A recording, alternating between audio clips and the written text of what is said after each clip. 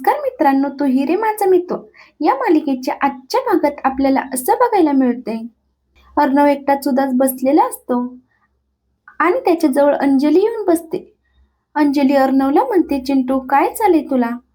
तुझा चेहरा असा का पडलाय? काही लपवतोयस का तू माझ्यापासून? तर अर्णव चेहऱ्यावर स्माईल आणत म्हणतो की नाही दीदी, असं लपवण्यासारखं काहीच नाहीये. काळजी वाटते मी सिंदूरची. तर अंजली अर्णवला समजावत म्हणत असते की नको काळजी करू. हे बघ, तुमचं लग्न कुठल्याही परिस्थितीत झालं असलं तरी पण तुमचा संसार खूप सुखाचा होणार आहे, अगदी आमच्यासारखं. तेव्हा अर्णव अंजलीच्या चेहऱ्याकडे पाहू लागतो आणि त्याला खूप वाईट वाटतं. अंजली म्हणत असते की हळूहळू ईश्वरी घेईल समजून, तुमच्यातले सगळे गैरसमज दूर होतील बघ. बरं मला सांग, कुठल्या गोष्टीचा शॉक घेतलाय रे त्यांनी? अर्णव धक्क्यानेच अंजलीकडे पाहू लागतो आणि त्याला घागर फुंकण्याच्या कार्यक्रमात जे काही झालं ते सगळं आठवतं. राकेशचं सत्य समोर आल्यामुळे ईश्वरीला चक्कर आली, ते सगळं काही त्याला आठवतं. तर अर्णव म्हणतो की शॉक नाही ताई, धुराचा त्रास झाला तिला. तर अंजली म्हणते की नाही, कुठल्या तरी गोष्टीचा शॉक घेतलाय तिने, म्हणून अंजली चक्कर येऊन पडली. अरे, चक्कर येऊन पडण्याआधी तर छान नाचत होती रे. आणि मग अचानक काय झालं? अर्णवला काय उत्तर द्यावं काहीच कळत नाही. तर अंजली म्हणत असते की चिंटू, तुमच्या दोघांमध्ये काही झालंय का?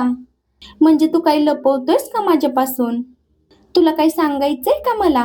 तर अर्णवला आठवते की राकेश त्याला म्हणाला होता, मी इथे अंजलीचा नवरा म्हणून आणि तिथे ईश्वरीचा नवरा म्हणून दोन्ही संसार सुखाने करीन.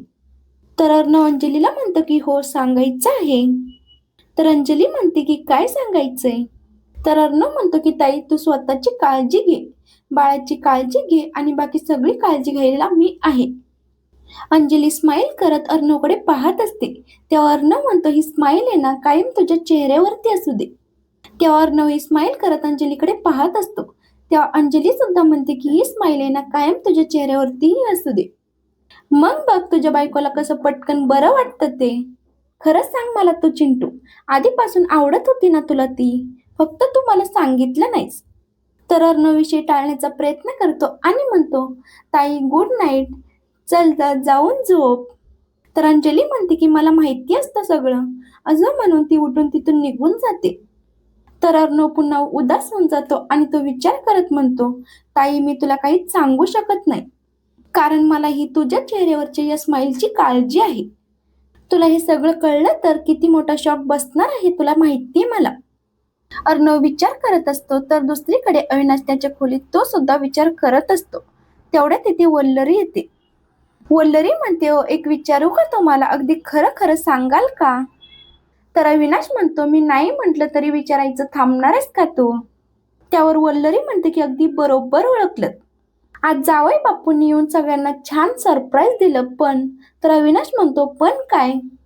सरप्राईज होतच की, इतक्या दिवसांनी परत आलेत ते. तर वल्लरी म्हणते की पण हो, पण तुमच्या आणि अर्णवच्या चेहऱ्यावरती तसा आनंद दिसला नाही मला उलट टेन्शन मध्येच दिसलात तुम्ही दोघे. विषय टाळत म्हणत असतो की असं काहीच नाहीये. तर वल्लरी म्हणत असते की नाही कसं, अहो मी बघितलं ना, किती घाईघाईने आलात तुम्ही आणि चेहऱ्यावरती एवढं मोठं टेन्शन. जावई बापूंना बघून एखादं भूत बघितल्यासारखं चेहरे झाले होते तुमच्या दोघांचे. तर अविनाश वल्लरीची मस्करी करत म्हणत असतो की तुझी अक्कल नेहमी घोड्यापुढे धावत असते वल्लरी, त्याला आपण काय करणार? ईश्वरी बेशुद्ध पडली नव्हती का, म्हणून धावत आलो होतो आम्ही. तर वल्लरी म्हणत असते की बावळट वाटले का चेहऱ्यावरून? ईश्वरी बेशुद्ध पडायच्या आधीच तुम्ही दोघे तिथे होतात आणि घरात एखादं मोठं संकट आल्यासारखं तुमचे चेहरे झाले होते. कारण काय आहे? तर अविनाश नाटक करत म्हणत असतो की कारण नाही, गैरसमज. हा निव्वळ तुझा गैरसमज आहे. घरातल्या बायकांचा कार्यक्रम सुरू असताना अचानक बाहेरून कोणीतरी आल्यानंतर जी काळजी चेहऱ्यावरती दिसायला हवी ती आणि तेवढीच काळजी आमच्या चेहऱ्यावरती दिसत होती. बाकी तुझ्या अथांग कल्पना शक्तीला माझा साष्टांग दंडवत आहे बर का. अगं हे काय, तू पाणी नाही ठेवलंस, थांब मी पाणी घेऊन आलो, असं म्हणत अविनाश तिथून पळ काढतो. अविनाश तिथून निघून जातो तर वल्लरी विचार करून स्वतःशीच म्हणत असते की किती लपवण्याचा प्रयत्न करताय हो, पण माझ्या नजरेतून कधीच काहीच चुकत नाही. जितकं तुम्ही सत्य लपवण्याचा प्रयत्न कराल ना, तितकीच मी त्या गोष्टीच्या मागे लागेल. आणि कधी ना कधी सत्य उजेडात येणारच. आणि येणाऱ्या सत्याचं स्वागत ही वल्लरी दणक्यात करणार. तर इकडे अर्णव आपल्या खोलीत येतो आणि ईश्वरीकडे पाहून त्याला खूप वाईट वाटत असतं. ईश्वरीकडे पाहतच तो सुद्धा झोपी जातो. ईश्वरीला अचानक जाग येते आणि ती डचकूनच उठून बसते. ईश्वरीकडे पाहून अर्णव सुद्धा उठून बसतो आणि तो ईश्वरीला विचारतो की मी सिंदूर, आता तुला बरं वाटतंय का? आणि तिला अर्णव तिच्या हाताला धरतो आणि तिला धीर देत असतो. तर ईश्वरी खूपच चिडते आणि म्हणते, हात नाही लावायचा आम्हाला.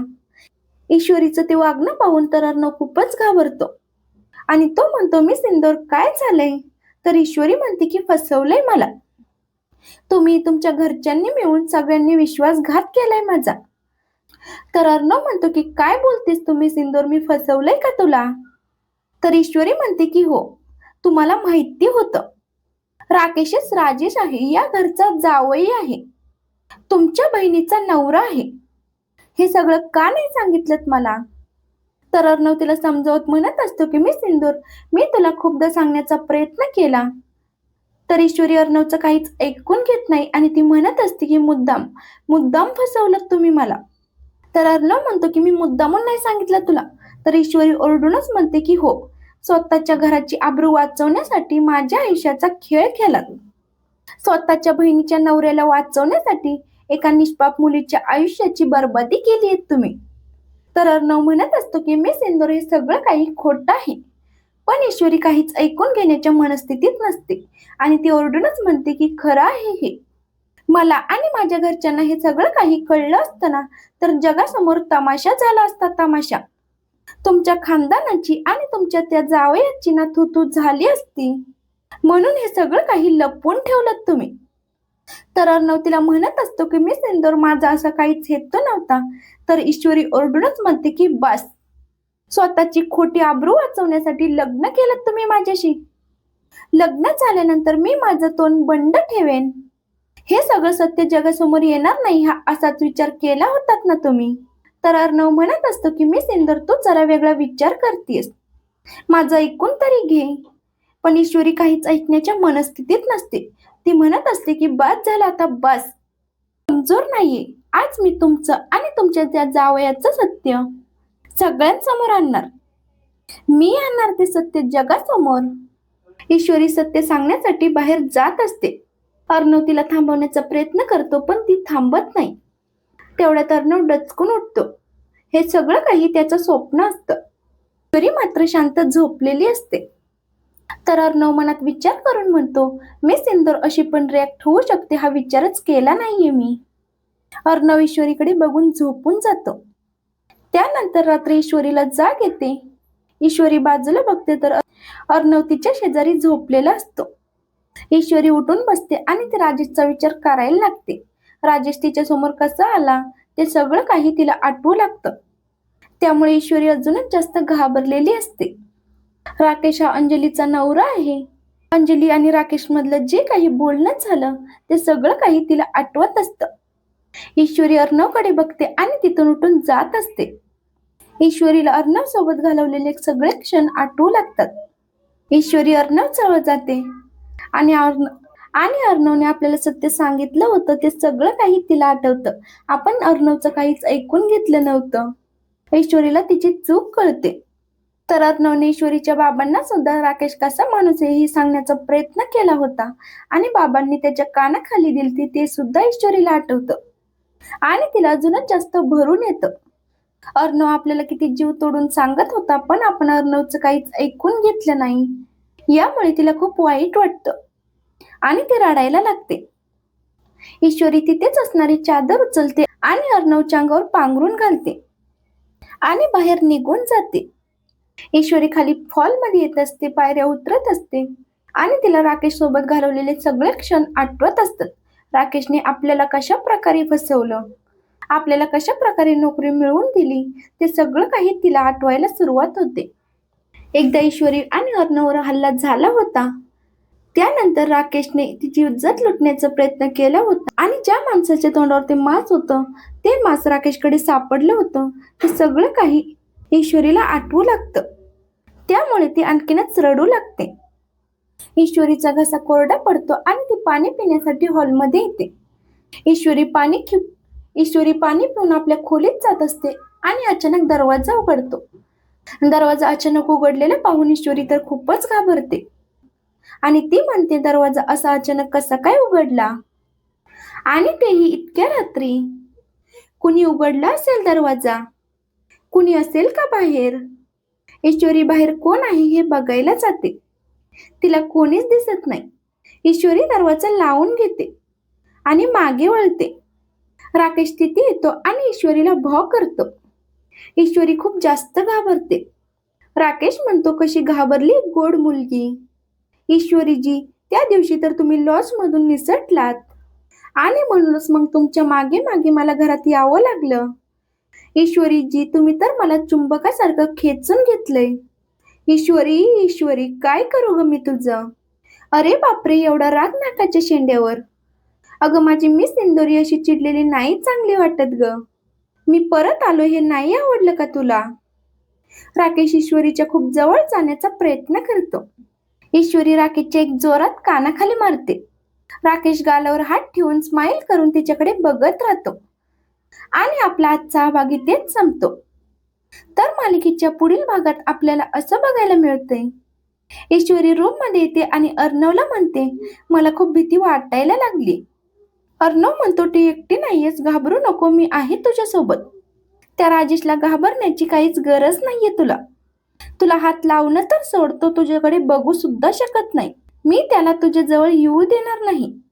माझं वचन आहे तुला. मी तुझ्या सोबत आहे. तर थोड्या वेळाने अविनाश तिथे येतो. अर्णव म्हणतो, मामा आता माझ्या ताईची काळजी तू घ्यायचीस आणि त्या घर जावायची काळजी मी घेणार. खूप दिवसांनी आलाय ना तो घरी, आता त्याचं स्पेशल वेलकम मी करणार. अविनाश विचारतो, नक्की काय करणार आहेस तू? अर्णव म्हणतो, सरप्राईज आहे ते, आता बघच.